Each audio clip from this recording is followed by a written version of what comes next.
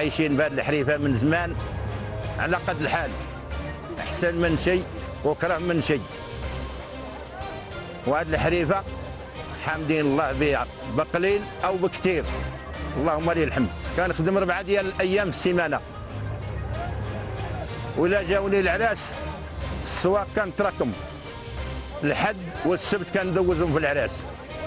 كاين الوقت اللي كتجيب الخميس صغاريت كنشدو بالخميس بحال اليوم كندوزو مع الناس ونحمدوا ربي ونشكروه. قلت لك سيدي هذه الحرفه من زمان وانا خدام فيها ما نقدرش نبدلها، يعني بها عيش وسط فيها راحتي واجر ومنفعه ونحمد الله عليها، ما عندي باش غنبدلها، واللهم الحمد عليها.